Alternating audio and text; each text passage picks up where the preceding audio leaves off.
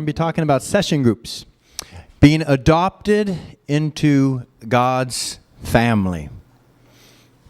We're going to talk about worship this morning and how God's presence is the difference. There's a lot of groups out there you see, but in God's family, God's presence is the difference in the groups that we go to and are part of. Amen? So let me read to you in Acts chapter 2, verse 42. And it says this: they devoted themselves to the apostles' teaching and to the fellowship, to the breaking of bread and to prayer. Everyone was filled with awe, and many wonders and miraculous signs were done by the apostles. All the believers were together and had everything in common. Selling their possessions and goods, they gave to anyone as he had need. Every day they continued to meet together in the temple courts. They broke bread in their homes and ate together with glad and sincere hearts, praising God and enjoying the favor of all the people. And the Lord added to their number daily those who were being saved. So what is a session?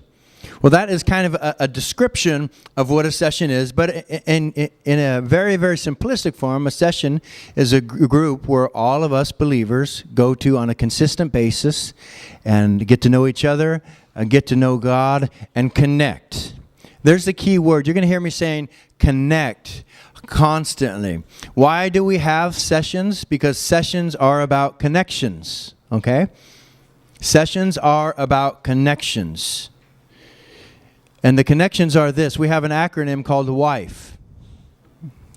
I mean, it's good, huh? WIFE. It's stuck with us for many years, so if you got a better one, give it to me, but right now, WIFE. Okay? And this is what we do at our session groups. The W stands for worship. The I, instruction. The F, fellowship. And the E, evangelism. Worship is about connecting with God. Instruction is about connecting with the Bible. Fellowship is about connecting with each other, our people. And evangelism is about connecting to the world or the people who don't know Christ, who really do have an interest in God and want to investigate God somewhere. So those are the four aspects and the four parts of our session groups. And we're training and we're working really hard for our session group leaders to be able to have each one of these components of the session group, because they are very, very instrumental in seeing your life change. When I was first saved or first started going to church, in the first year, it was the first year or two, I got to count them.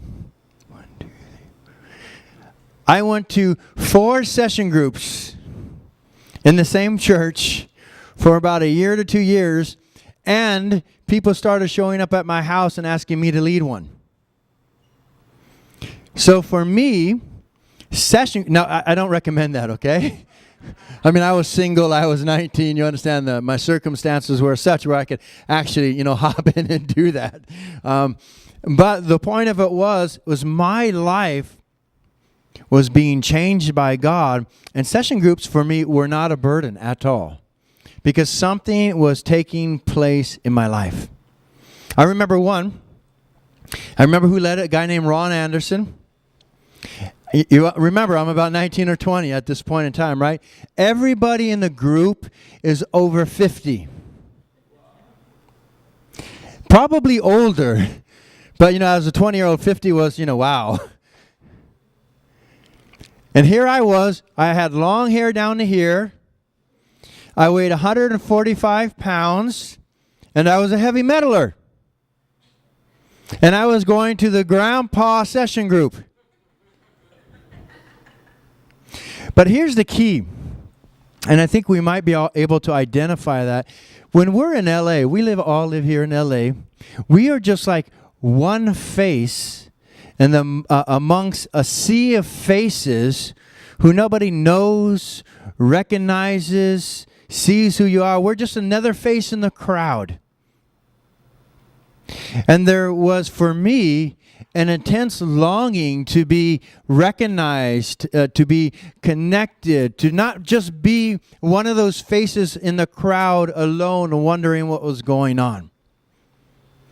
And when I went to this group of old people, so I had nothing in common with these people. Nothing. Except I could walk to their house. That was all I had in common.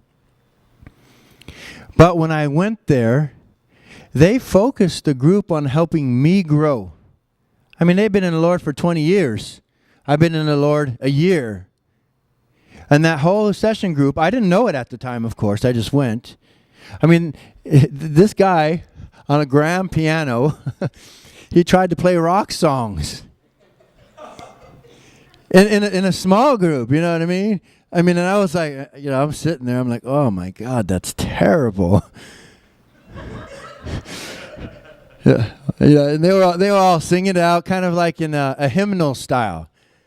I was like, wow, that's bad. But I started to connect with them as people. And that group kept me walking with Jesus when all of my other friends started falling away. And you want to know the difference? As I went to a grandpa group, they went to no group. Session groups are about connection.